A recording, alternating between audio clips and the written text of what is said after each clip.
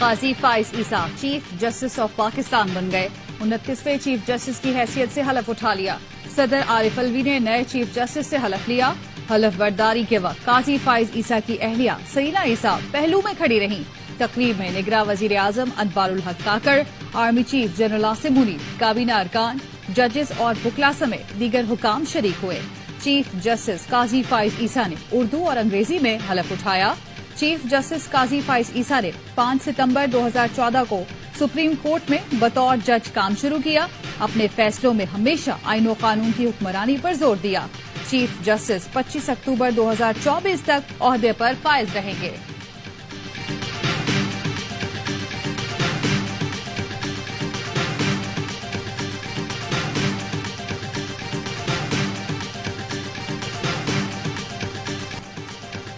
काजी फाइज ईसा का chief justice बनते ही पहला हुक्म, supreme court practice and procedure act case अब फुल कोर्ट सुनेगा। बेंच तश्कील दे दिया। चीफ जस्टिस की सरबराही में समाअत कल होगी। अदालती कार्रवाई बराह रास्त नशर होने का इम्कान। पीटीवी को इंतजामात मुकम्मल करने की हिदायत कर दी गई। तकनीकी पहलुओं का जायजा लेने के लिए पीटीवी के वफ्द ने सुप्रीम कोर्ट का दौरा भी किया। साबिक चीफ जस्टिस उमर अता बंदियाल की सरबराही में 8 रुकनी लार्जर बेंच ने प्रैक्टिस एंड प्रोसीजर केस में हुक्म इम्तना दिया था। जस्टिस काजी फाइज ईसा ने कई बार से ये मौक़िफ़ इख्तियार कर रखा था कि जब तक प्रैक्टिस एंड प्रोसीजर एक्ट का फैसला नहीं होता वो किसी बेंच का हिस्सा नहीं बनेंगे। उन्होंने इस बात का इजहार खुसूसी अदालतों के क़याम से मुताल्लिक केस के बेंच से अलहदा होते वक्त भी किया था।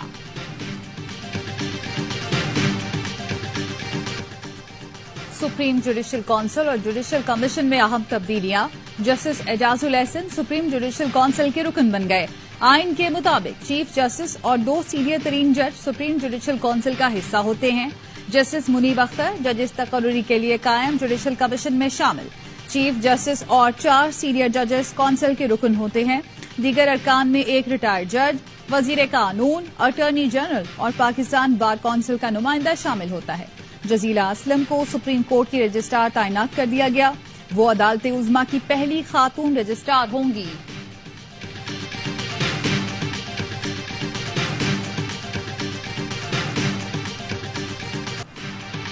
उम्मीद है कि अदल के ऐवानों में अदल की रिवायात का डंका बजेगा। शहबाज शरीफ की जस्टिस फाइज ईसा को चीफ जस्टिस का मनसब संभालने पर मुबारकबाद। कहा, अवाम अदल और इंसाफ की फरहमी के मुंतजिर हैं।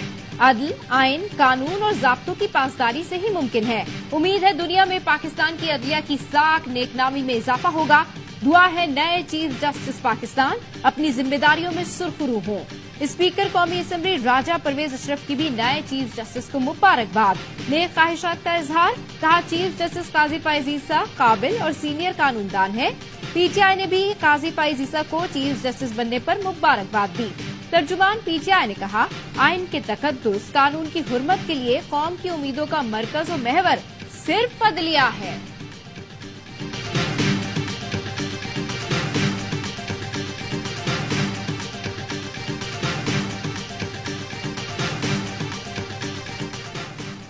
रिवायत शिकन काजी फाइज ईसा ने नई रीत कायम कर दी। अहलिया को साथ खड़ा करके ओहदे का हलफ उठाने पर चीफ जस्टिस को खूब सराहा गया। सोशल मीडिया पर इस रिवायत को खूबसूरत मंजर और नया आगाज कहा जा रहा है। चीफ जस्टिस की तारीफ करते हुए लिखा गया, आज पैगाम गया, खवातीन हमारी बराबर की साथी हैं और उनकी हैसियत तस्लीम करने की जरूरत है।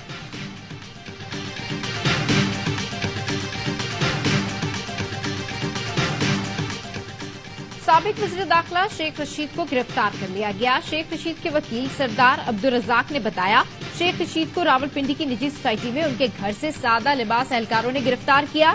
शेख रशीद के खिलाफ पंजाब में कोई मुकदमा नहीं। 10 मई को इस्लामाबाद में रैली निकालने पर थाना कोहसार में दर्ज मुकदमे में मतलूब थे। शेख रशीद के भतीजे शेख शाकिर और एक स्टाफ मेंबर को भी गिरफ्तार करके ले गए। शेख रशीद को गिरफ्तारी के बाद नामालूम मुकाम पर मुंतकिल कर दिया गया।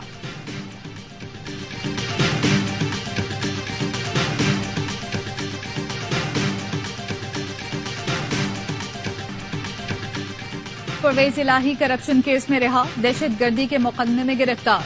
साबिक वजीर आला पंजाब को लाहौर मास्टर प्लान में बेसाबकियों के केस में रिहाई मिली थी। लाहौर की अदालत ने जिस्मानी रिमांड की इस्तदाम मुस्तरद करते हुए मुकदमे से डिस्चार्ज किया था। तहरीरी फैसले में कहा गया, बज़ाहिर मुल्जिम को चार्ज करने के लिए मवाद मौजूद नहीं, मुल्जिम किसी और मुकदमे में मतलूब नहीं तो रिहा किया जाए। सदर पीटीआई को रावलपिंडी में दहशतगर्दी केस में मुलव्वस होने पर हिरासत में लेकर फिर अडियाला जेल मुंतकिल कर दिया गया। परवेज इलाही के वकील इंतजार राना ने कहा, परवेज इलाही को सियासी इंतकाम का निशाना बनाया जा रहा है। रिहाई मिलने के बावजूद पुलिस ने गिरफ्तार कर लिया।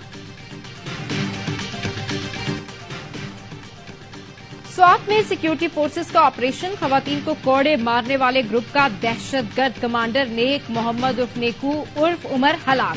7 सितंबर को पाक फौज और सीटीडी ने फिजागढ़ स्वात में इंटेलिजेंस बेस्ड ऑपरेशन किया। हलाक दहशतगर्द साबका तहरीके तालिबान स्वात के सरबराह मुल्ला फजलुल्लाह का करीबी साथी था। ऑपरेशन राह रास्त के बाद दहशतगर्द कमांडर नेक मोहम्मद खानदान के साथ अफगानिस्तान फरार हो गया था। रवा साल के शुरू में वापस स्वात पहुंचा था।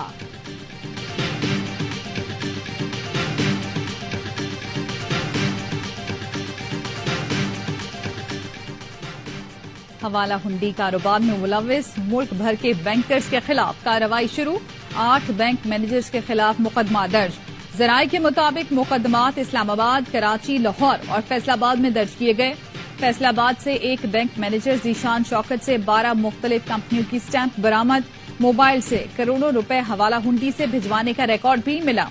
मुख्तलिफ बैंक मैनेजर्स के अकाउंट्स की तफसीलात भी हासिल कर ली गई। DGFIA का तमाम एक्सचेंज कंपनियों की दफातर की मुकम्मल छानबीन का हुक्म। गैर कानूनी करेंसी एक्सचेंज और हवाला हुंडी में मुलव्विस अफराद के खिलाफ मुल्क गिर क्रैकडाउन जारी है।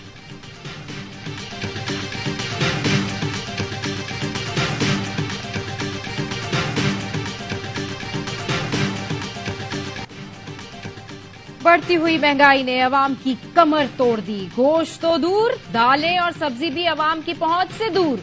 एक माह के दौरान दालों की कीमतों में 20 से 90 रुपए तक इजाफा हुआ। आटा 160, चीनी 170 रुपए किलो।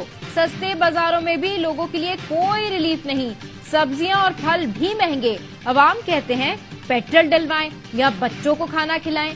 किससे कहें, कोई सुनने वाला नहीं। तनख्वाह वो ही, लेकिन महंगाई बढ़ती जा रही है।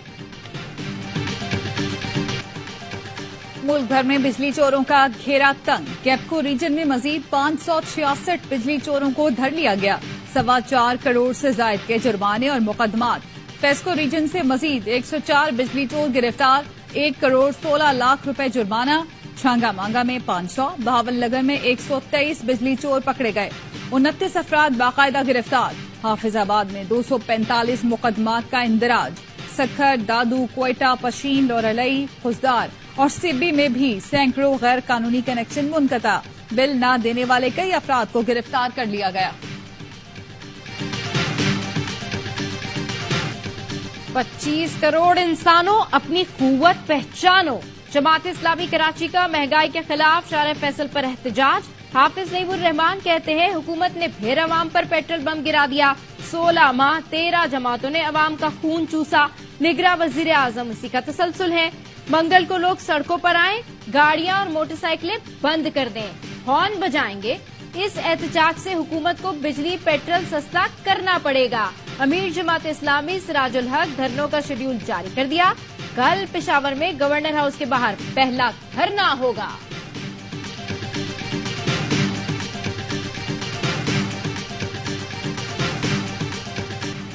एशिया कप फाइनल में सिराजिकल स्ट्राइक। भारत ने श्रीलंका को पूरी तरह पछाड़कर 8वीं बार एशिया कप जीत लिया। मोहम्मद सिराज ने आइलैंडर्स की बैटिंग लाइन तहस नहस कर दी। सिर्फ 21 रन देकर 6 विकेट ली। एक ही ओवर में 4 खिलाड़ियों को पेविलियन भेजा। मैच में तेज तरीन 5 विकेट लेने का रिकॉर्ड बराबर किया। हार्दिक पांड्या ने 3, बुमराह ने 1 विकेट हासिल की। श्रीलंका की पूरी टीम 15 ओवर में सिर्फ 50 रन बना सकी। जवाब में भारत ने 7वें ओवर में बगैर किसी नुकसान के टारगेट हासिल कर लिया।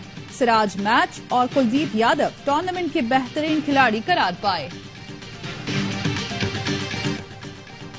आईसीसी क्रिकेट वर्ल्ड कप के लिए कौमी स्क्वाड का ऐलान आइंदा हफ्ते मुतवक्के। इंजरी का शिकार फास्ट बॉलर नसीम शाह की जगह जमान खान स्क्वाड का हिस्सा होंगे।